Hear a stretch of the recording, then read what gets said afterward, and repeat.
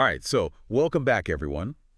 It's been a while since we last did a deep dive on all things AI, and I know, we've spent a lot of time recently talking about OpenAI and Yeah. their big thing, ChatGPT. Oh, yeah, ChatGPT can't seem to escape it these days, can we? Right, like it's everywhere. Yeah. But I think what we did with those deep dives, like if you remember those episodes, it really gave us like a good foundation to like jump off from here. Oh, for sure. Totally agree.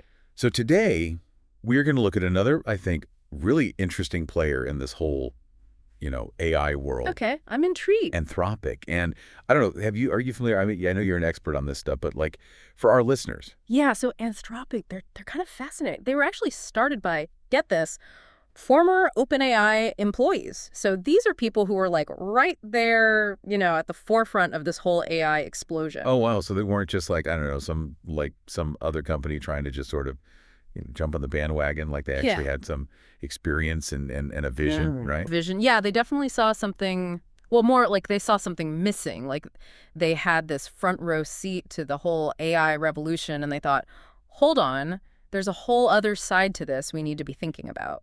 Hmm. So what were they concerned about? Okay, so think about it. We've got these AI systems getting more and more powerful, right? But are they developing in a, I don't know, responsible way? I mean, is anyone really focused on the ethics of all this?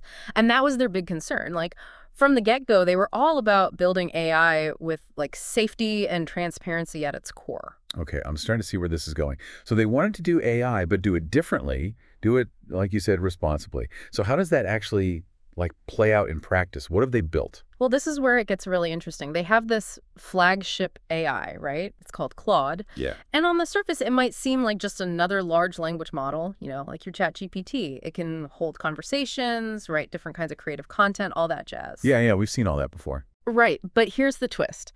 They have this thing called constitutional AI. And let me tell you, it's not as dry as it sounds. Constitutional AI. Okay, I'm all ears because honestly, that sounds like a little intimidating. You know what I mean? Like, are we talking like robot laws here? Okay, so imagine you could write a rule book for a robot, like a set of, I don't know, unbreakable laws that dictate how it acts, what it can and can't do. Okay, yeah, I see where you're going with this. That's basically what Anthropic has done with constitutional AI. They've given Claude this set of ethical principles, like I don't know, a digital bill of rights, and it's built right into its code. Interesting. So, like, what kind of principles are we talking about here? So we're talking things like fairness, ensuring the AI doesn't, perpetuate biases, factual accuracy, making sure it sticks to the truth, and avoiding harmful or, I don't know, like dangerous content, that kind of thing. Okay, so it's not just about like hoping the AI learns to be good, based on all the data it's been trained on. They're actually baking those ethical guidelines into the very core of the system itself. Right. But does that really work? Like, I mean, does it actually change how the AI behaves, or is it just like, ethical window dressing? Well, and that's the million-dollar question, isn't it? And that's what makes Anthropic so fascinating, because they're actually trying to, like, really make this happen. It's about being proactive, not reactive. And it's not just a theory. They've actually created, like, specific mechanisms within Claude that, actually refer back to these principles during its decision-making processes. So it's constantly like double checking itself in a way to make sure it's staying on the right side of those, ethical lines.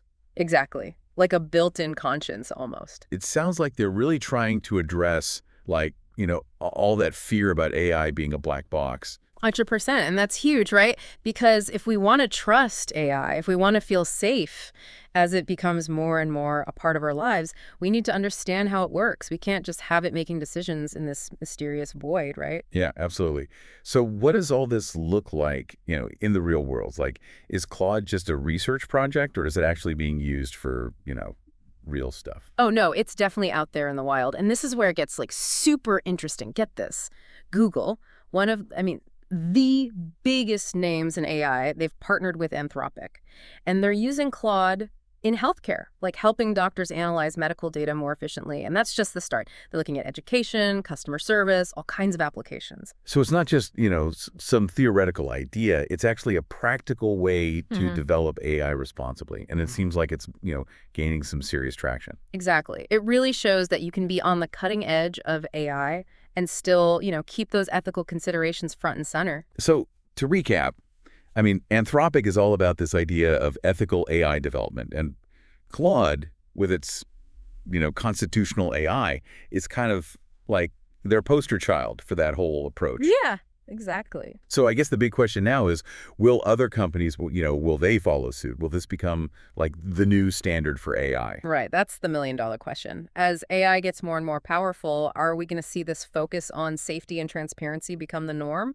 Or is the race to, be the first, be the biggest, going to kind of overshadow all that? Well, I guess we'll have to see what happens, but I think it's pretty clear that Anthropic is, they're really shaking things up and making everyone, think a little differently about the future of AI. Oh, absolutely. They're definitely making waves, and it'll be interesting to see what kind of ripple effect that has. Absolutely. And I think that's a perfect place to wrap up for today. Okay. But don't go anywhere, because in our next deep dive, we're going to go even deeper into Claude's capabilities. We're going to really, unpack this whole constitutional AI thing and see how it's being used to solve real-world problems. It's going to be good. So make sure you tune in for that. It's going to be another fascinating journey into the world of AI. Absolutely. Can't wait. All right, until next time. See ya.